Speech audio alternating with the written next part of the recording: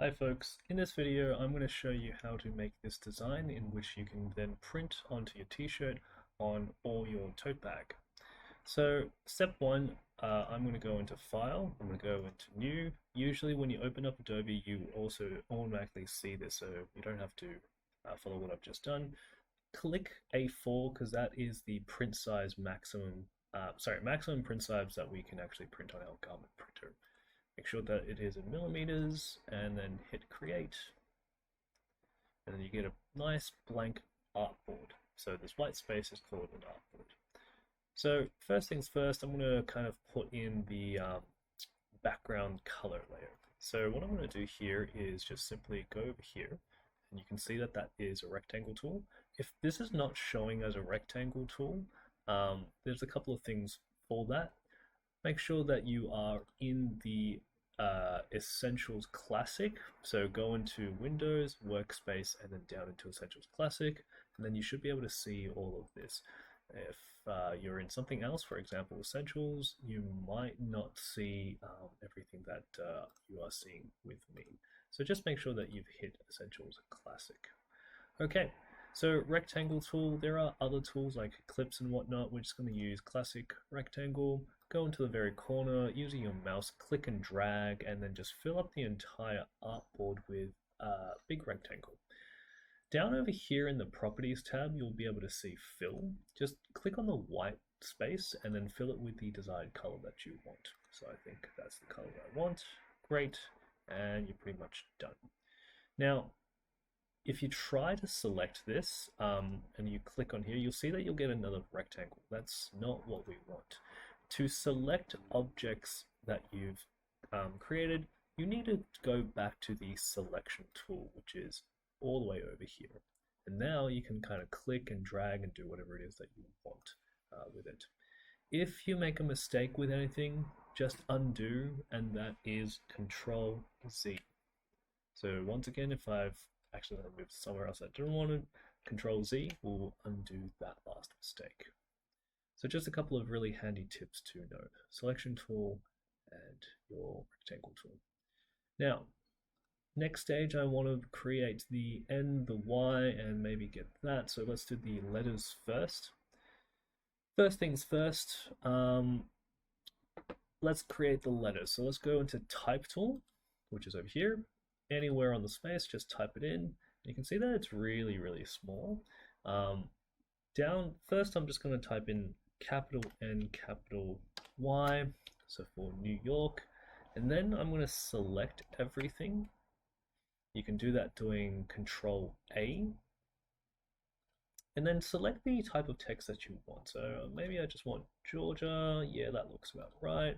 Bold, and now I'm going to increase this to, let's say, 200. Okay, still a little bit small, so I might increase this to 400 maybe. That looks a bit better. All right, now I'm going to go back to the selection tool, drag this all the way down over here. Now, once again, there you go, NY, New York. All right, so selection tool. Now, this is doesn't look anything like what we've got over here. So we need to sort of like separate the two letters. To do that, there's a couple of steps. Click on the text, go into type, go all the way down to create aligns.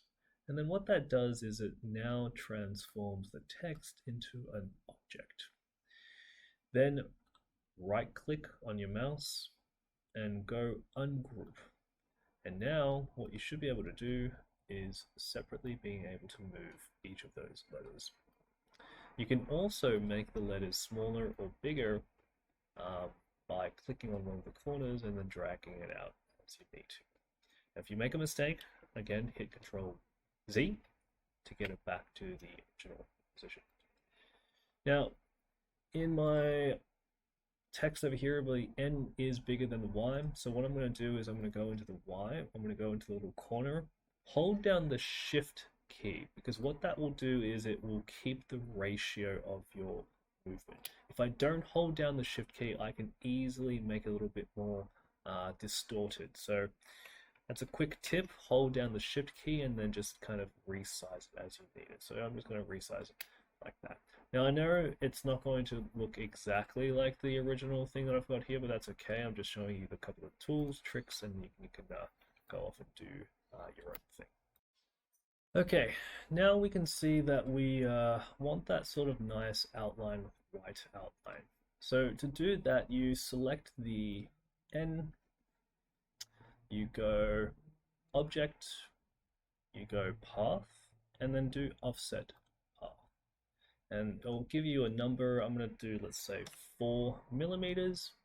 The joints I'm going to ask for round. So it's going to, you can see here that there is a small preview. Those are rounded edges. That's what the joints do. Bevel will kind of give you that square cutoff. So round, don't worry too much about that, but play around with it if you want. Press OK. And then what you can see here is you've got the inner N that's originally there, and then you've got the outer offset path. Click on the outer one, go to fill, and then click white. And then there you go. That's how you kind of get that nice outline. Now, if you're me, sometimes like you'll accidentally move things. So for example, I might accidentally click the background and then move it. So I'm going to do Control Z to get it back. To kind of help you with that, what you can do is lock certain things down. So I've got a whole bunch of things on now. Go into the layers option, and you can see that there's a whole bunch of different things that are happening. Select the rectangle layer over here. Yeah, so you can see it, that's all the way over there. And then if you click on this, it will lock that particular item down. So what that means is now I can no longer select or move that background layer. This is especially useful because you can see now if I accidentally move the end, it's going to move that entire thing, and it's just not going to have that really nice offset. So if you're happy with all that position, lock down your N and lock down that path as well. Okay, now do this as you're doing building things along, because if you make too many different objects, you'll forget, and it'll be a little bit more confusing of where things are. All right, I'm going to do the same thing with the Y.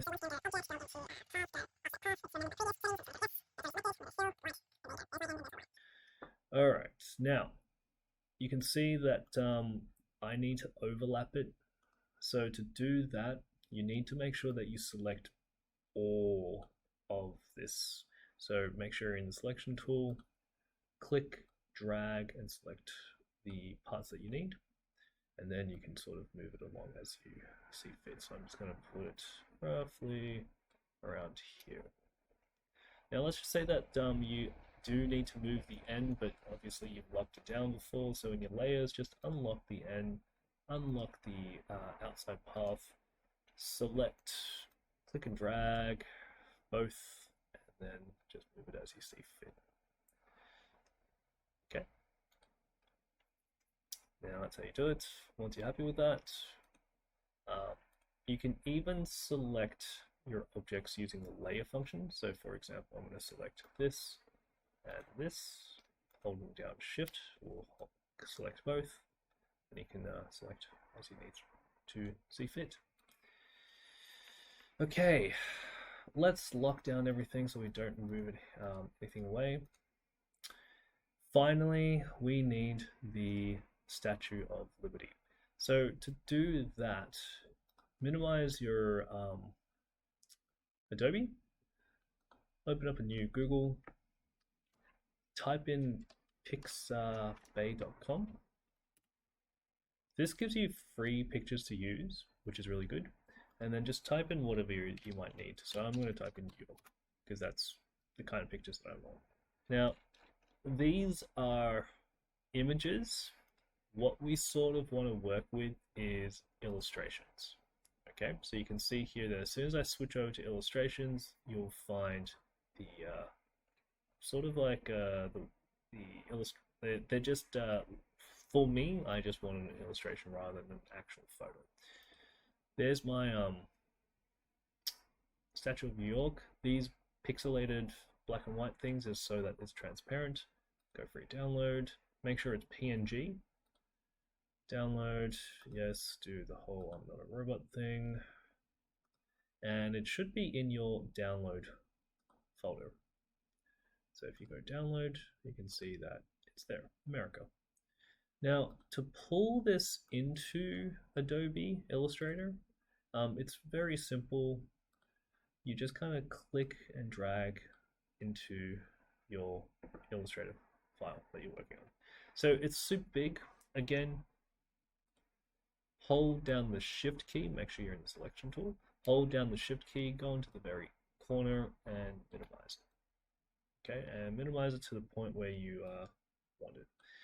You'll also see a rotation tool, so you can see that changes into a rotation. You can sort of rotate the picture as you need to as well. Okay, so Control Z to undo. All right, so now I'm going to put it roughly around here. Now, here's the tricky part. Notice how this picture is in front of the Y in the end, and if you just want to do something a little bit more fancy, such as like putting the statue in front of the N, but behind the Y, here's how you do that. So going back to our good old layers, and you can see now that you've got this New York Statue of Liberty at the very top. You can just select that, hold that down, select that, hold it, and then try to move it in between. So for example, if I move it over here, that's in between the Y and the N. You can see that now that is in front of the N, but behind the Y. So that's how I got that effect. So you can see that that's still in front of the N, but behind the Y. So hello. That's essentially it. Finally, I do want to quickly talk about wrapping, like curving text. So getting like, you know, a New York City sort of thing going on here. So I'll show you how that works. What I'm going to do is I'll delete this and start fresh. So you can see that I'm on fresh A4. To do the curved text, it's basically writing text alongside a shape. So first up, find your ellipse tool. These draws circles or ellipse. If you want a perfect circle, hold down the Shift key and then click and drag. And no matter what you do, you'll always get a perfect circle. So I'm just going to go with that. And again, if you want to move this around, go back to the selection tool or hotkey V, and then you can move this around. All right, sweet. Now, step 2, you have to make 2 cuts along sort of like the half circle point. If you don't, you can't curve the text. So just take my word for it. The scissor tool is over here. Usually it should be the eraser tool. So that's, I think, the default. So find the eraser tool, right click, click scissor tool, and then make a cut on this point and that point, and then basically you'll have 2 bits. Don't believe me, go to selection, and then you can see that I can click one half and then move it, and look at that. That's that. So, you know, don't move it. Do Control Z until you get back to this point. Okay, next step. Click on the type tool. And then if you hover over the path, you'll see that there automatically kind of gets to like a cursor thing. I'm going to zoom in just to show you what it looks like. To zoom in, you hold down the Alt key and use your mouse scroll wheel. Okay, so you can see here that that's changed into a path. Doesn't matter, just type anywhere you want. I'm going to zoom out now, and now you can start typing. Normally it starts off really small, so just find the, you know, style that you want and then increase it to, you know, whatever you want. So I'm gonna go just 120 now, make it a little bit bigger, and then start typing in. So New York. Now don't worry if you don't see it, it just means that it's kind of like hidden behind the last bit. So I'm going to show you how to grab that. Now, once you're happy with the type, go back to selection tool. You see these boxes? If you hover a little bit more carefully, you see how I've changed that now to like a line with an arrow? That's what you want. Hold, click, and then drag until you're happy with yeah, it's because you can't see the New York, it's because York is too large. So I'm just gonna highlight all of that and click down to 100. Okay, maybe make that down to 80. There's the York. Okay, selection tool, go back, find that, find, selection tool, find that, yep, and then shift it across in here. So you can see that that's how you can curve your letters. Same thing over here. Go type, find this, type city. Okay, selection tool, and then find that change in the cursor, and then move it where you see fit. And there you go, there's New York. Again, open up all the layers and then lock it down if you want. Whatever you do, don't lock down the very top thing, because if you do that, you can't make any edits to like the artboard. So it just stops you from doing that. That's what often happens. So just make sure you unlock. Don't accidentally lock the entire thing. Click on the drop down and then lock the individual pieces that you need. Finally, I might just quickly grab this from a different artboard, so Control C to copy, and I'm gonna go back to the second artboard, Control V. There you go. Hold down Shift, make it a little bit smaller, put it in the middle, and yay! There's my 2 t-shirt designs, or tote bag designs. Hope that wasn't too long. And then yeah, go for it. Now, there are a whole bunch of YouTube videos that shows you how you can use Illustrator. So if there's something that you want that I haven't covered in this video, just go to YouTube and then type it in. So for example, fading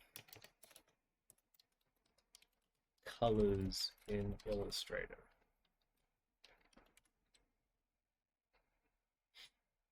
And it will show you how to do it. Just find the like short videos. They're usually the best ones to do. So don't do like the 12-minute videos. So there's a whole bunch of things that you can try there. If you want like some advanced t-shirt designs, you can even do t-shirt design. You go Illustrator, and you can kind of like see what some other people have tried to do with their t-shirts. So you can see here in this picture, they've done like a word and then they've kind of like warped that middle part in. So go ahead and try that, click on it, have a look, see what you think. Yeah, so if you like something that they've done in their YouTube, just follow along with their tutorials, but just make sure that you are in Illustrator. Yeah, that's pretty much it.